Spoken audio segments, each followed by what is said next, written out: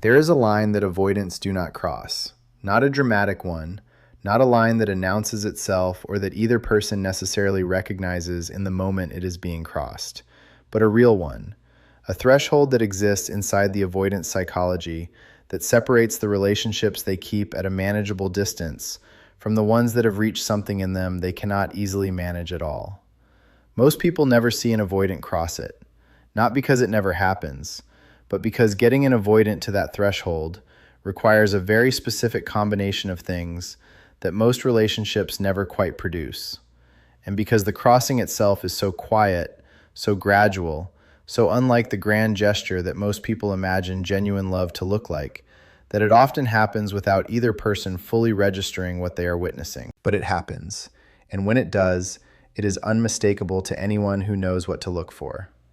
I want to talk about what that line actually is, and why, specifically with an empath, the avoidant is more likely to cross it than with almost anyone else they will ever encounter. The line is the moment the avoidant stops managing the relationship and starts inhabiting it. Let me explain what that distinction means in practice, because it is more specific than it sounds. An avoidant in a relationship they have not fully surrendered to is always, to some degree, operating the relationship from a slight remove. They are present, but managing their presence. They are engaged, but regulating their engagement.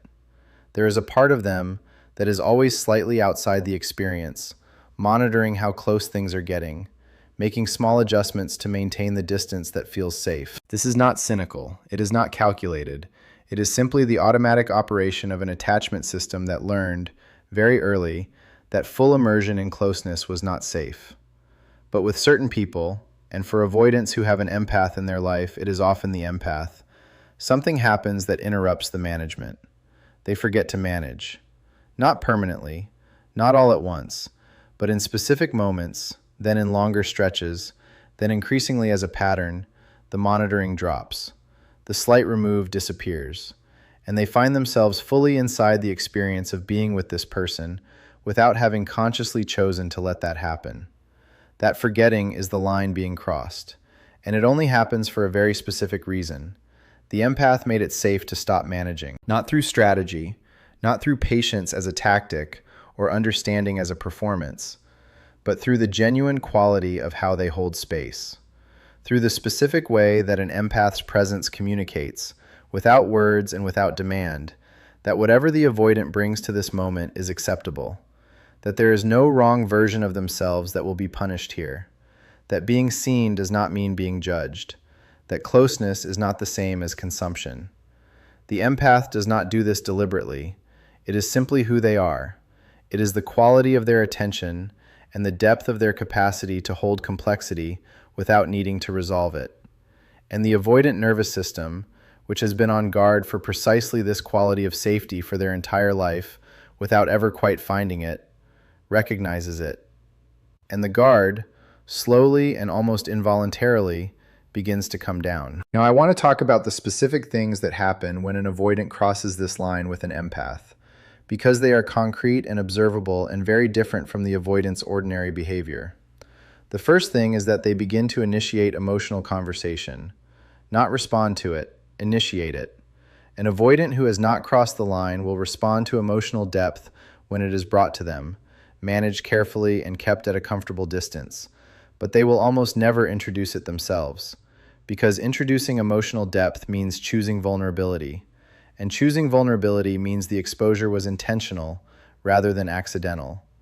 And intentional exposure is far more frightening than accidental exposure. But an avoidant who has crossed the line with an empath will begin, quietly and with almost no fanfare, to bring things to the conversation. Things from their history, things they have been carrying, things they have never said to anyone because the space to say them had never felt safe enough to use. They bring these things to the empath because the empath is the first person in their experience of whom they genuinely believe, at the level of the body and not just the mind, that the bringing will not be used against them. The second thing is that they stay present in conflict. This is perhaps the most significant line an avoidant crosses, because conflict is the primary trigger for avoidant withdrawal. The moment a relationship becomes difficult, the moment emotions run high, and the conversation gets real, and something is genuinely at stake, the avoidant's deepest instinct is to create distance, to leave the room physically or emotionally, to shut down until the intensity passes. But an avoidant who truly loves an empath will fight that instinct, imperfectly, uncomfortably, in ways that do not always look pretty from the outside, but they will stay. They will remain in the difficulty instead of fleeing from it. They will choose the discomfort of conflict over the comfortable escape of withdrawal, because they understand, somewhere deep and new in themselves, that leaving this person in the middle of something hard is not a neutral act. It is a cost they are no longer willing to make them pay. The third thing is that they become protective in a way that has nothing to do with control. Avoidants who are not deeply invested are self-protective. Their energy goes towards managing their own exposure. But an avoidant who has crossed the line with an empath develops a specific, particular protectiveness towards the empath that is entirely outward-facing. They notice when the empath has absorbed too much of other people's pain, and they name it. They notice when the empath is giving more than they are receiving in their other relationships, and they say so. They become attuned, in the specific way that the empath is attuned to everyone else, to the empath themselves, who is almost never attuned to by anyone, because everyone else is too busy receiving the empath's care to notice that the empath might need some in return.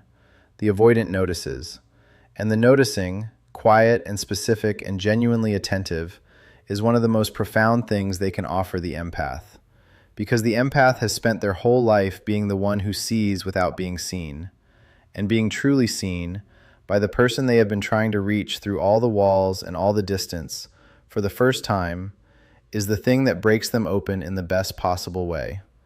The fourth thing is that they return differently after distance. As I have talked about in other videos, avoidants return. That is part of the pattern. But the quality of the return changes fundamentally when the line has been crossed. Before the line, the return is a reestablishment of the previous dynamic. Things go back to where they were. The same distance, the same ceiling, the same unspoken agreement about how close things are allowed to get. After the line, the return carries something new in it. An acknowledgement, however imperfect, of what the distance cost. A willingness to be slightly more than they were before. A movement, small but real, towards rather than simply back. The return becomes a step forward rather than a reset. And for an empath who has watched the cycle run so many times, who has felt the hope of each return and the disappointment of each reset, the first time the return feels genuinely different is the moment they understand that something has changed. Not everything, not all at once, not in a way that resolves the difficulty or erases the history or makes the work unnecessary, but something real, something that was not there before. And in a dynamic that has lived so long in the space between what is felt and what is shown, between what is wanted and what is allowed, something real is everything.